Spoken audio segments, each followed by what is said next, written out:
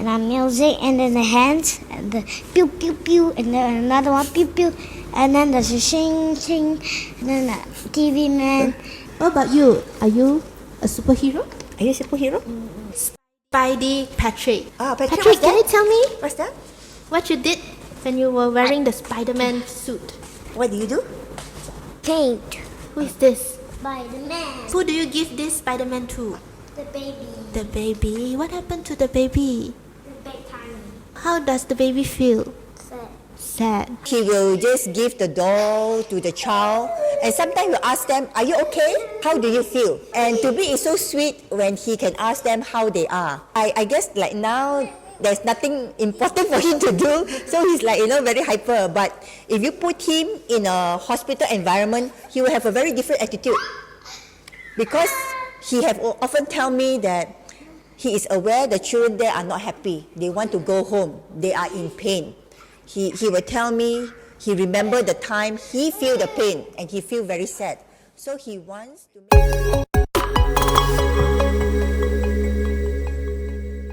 Alright, hello everyone, I'm Celine. So today in Openbook podcast we have a very special guest. Okay, so today Patrick is here with his mother and father. Alright, so let the mother share why is he here today. We are here today because we would like to share Patrick's story, and with the motivation to inspire other families with special needs children that there is still hope, there is still love and faith. Well, our son Patrick, this year he's going to be 7 years old. We have a special needs child. He is someone who is born with alagil, a genetic disease which caused his liver to fail, and that to a liver transplant when he was 1 year and 9 months old. He is also neurodivergent. He is ADHD and also having dyslexia. I'm not sure whether you can see there is a scar here. Patrick, can you tell Auntie what's this scar? What is this? Last time I was small, so I cut, my liver spoiled, I throw away, and then he give those to me. So that's why doctor so, and then he put super glue. Super glue. As you can see, these are the symptoms of a ADHD child.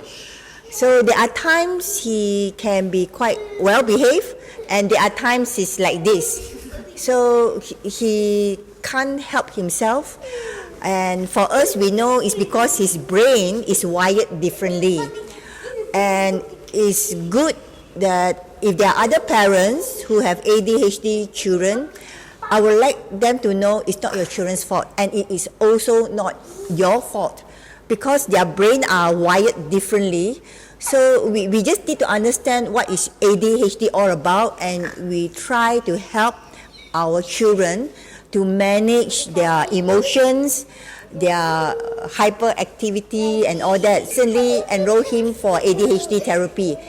And it's only very recent, that's why he's still very active now. And he is with me in the hospital visits. He don't behave this way, he's very focused. He got something important to do, so give the doll to the child. And sometimes you ask them, "Are you okay? How do you feel?" And to me, it's so sweet when he can ask them how they are. So I guess like now there's nothing important for him to do, so he's like very hyper. But if you put him in a hospital environment, he will have a very different attitude, because that he is aware the children there are not happy. They want to go home. They are in pain. He will tell me he remember the time he feel the pain and he feel very sad. So he wants to make the children happy. So that's the reason why he will wear his Spider-Man suit, so that to make the other children happy and excited. And then he will give the dolls one by one, and also to give them hope in his own way. So, but it's okay lah, it's okay. We have come to accept this is quite normal behavior of a ADHD child. It's not, I know. But I think it's also good to show this because this is reality. And I know of many families who have different child. Yeah, they are different.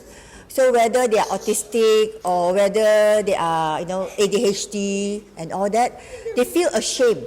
They try to hide their children away from society, from family, from friends, and they will feel very embarrassed. So if you ask me and my husband, are we embarrassed? No, because he is the way he is because he is ADHD. So it is not his fault. I'm not going to blame him because that is who he is. We just need to find ways to guide him that, there is a time for him to behave more appropriate, but that will be later, but it's fine. Most importantly, the parents, I will say it directly to you, never be ashamed of your children because that they are born differently. It's not your fault and not your children's fault. Please continue to support them, understand them, and love them. And just imagine, if you are your children, how would you want your own parents treat you? Definitely with a lot of love and patience. So with that in mind, never give up on your child. Continue on to understand and support. Because one day, you will look back and you will tell yourself, thank goodness I was there all the way for my child. So it is not easy, as you can see, when he's very active, but I feel to us it's actually minor because this is not a life and death situation. This is something I feel can be manageable. The earlier challenge we had with him was very dangerous, but luckily it's over. So I'm very happy to know that he's more healthy, and now we just need to manage the neurodivergent circumstances. We are still learning so much, not just from our experiences, we are also learning from other families.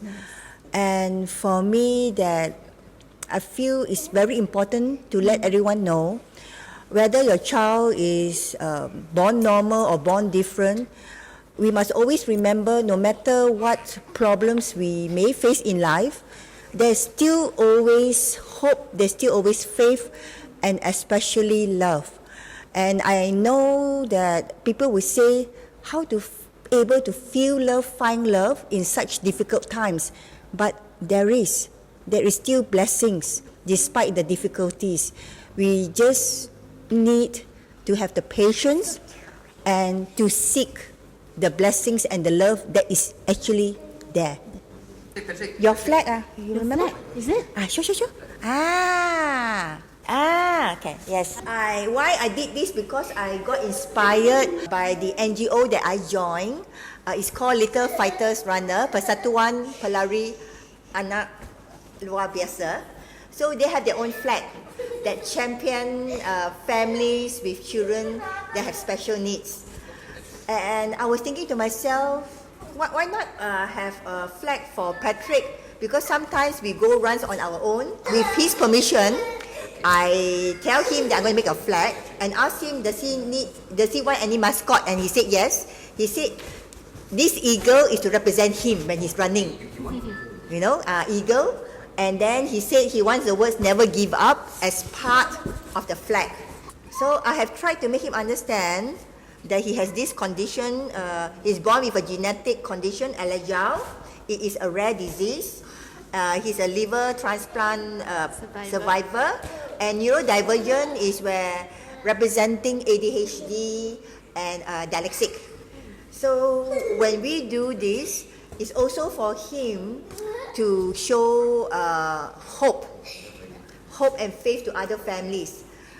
Because there are times, especially mothers, they will approach me and say that, I feel so happy when I look at your son's photo. He seems so healthy and running, and it makes me feel hopeful for my own baby. It makes me feel hopeful that I think I should consider also of the transplant, the liver transplant. Because some of the families, they are afraid that there are consequences, adverse consequences to do the transplant. There are risks. In any surgeries, there are risks.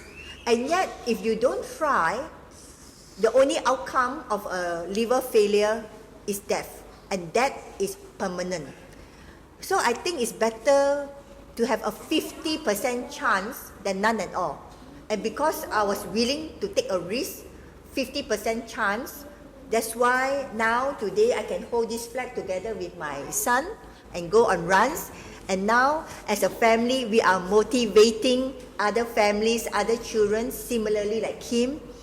And I truly hope that we are like role models and examples to show, so long you never give up, there is still hope and possibilities. And most importantly, stand united no matter what. Please don't feel ashamed. Please don't feel embarrassed. Just born different, that's all. And in fact, if you don't think about all these learning disorders and medical conditions, even normal people, we are also different. Like me, I'm actually very short. I'm 4 feet 11. So technically, on average, I am considered very short. So I am different. I may not have any medical condition, but I am different. So if you look at it this way, I hope that each and every one of us will support each other. Each and every one of us can be accepting and loving, because with each other we can be united. With each other we can help each other rise up, and not only will we help our own children, we will help other children, other communities, and hopefully one day our impact will not just only in Malaysia, also the world. Can you show me? Little fighters run. Little fighter runner. Little fighter runner. Yeah. Oh. So this is the NGO that we belong to, and just to share, I am actually in the progress of recording a theme song for them, and it should be released this year. So for me, the idea is a theme song to motivate families with special needs children. And it's not just a theme song for the NGO. I hope this song will also represent family with special needs children, that, you know, no matter what, keep on going, everything will be fine. I mean, I hope my song will be that kind of motivational song. The pillar of support for them. Yes, and why am I so strongly in this? And in fact, I got a few mothers who said, wow, why your family, why are you so supportive? Give us so much support. And I will tell them this, when our baby, when he was suffering, a lot of parents, especially mothers, approach us, give us prayers, blessings, and gifts. And each time a kind word, a prayer, it makes my heart feel so full, and it gave me the courage to keep on fighting. So I understand the power of words. So that's why I keep on giving. We are overflowing with a lot of positivity and goodness. I just want to pass forward. We don't want to be selfish and hold on to this, because there are so many families I have seen personally. They need help, they need support. And you know, if you know of friends or families who have special needs children, if you could, you reach out to them, be their friend, and let them know it's okay. There's nothing wrong with your children and your family. Okay, Mama said that you love to run. Yeah. Yes. Is it Yes. difficult? Sometimes not so easy, but I don't give up. I just keep on going. Jangan putus asa, percaya diri, hadapi setiap cabaran demi cabaran. Yeah. Never give in, never give up, never give in, never give up. Believe in yourself and face the early challenge after challenge. Yeah. Yeah, that's the chorus of my song, Never Give Up. And I wrote this song when Patrick was 3 months old. because I wanted to give him the motivation to fight for his life when his medical symptoms starts to grow. And this song is also for me, because when I sing to my baby, then I also singing to myself and telling myself that don't give up for the sake of our family, don't give up on our baby.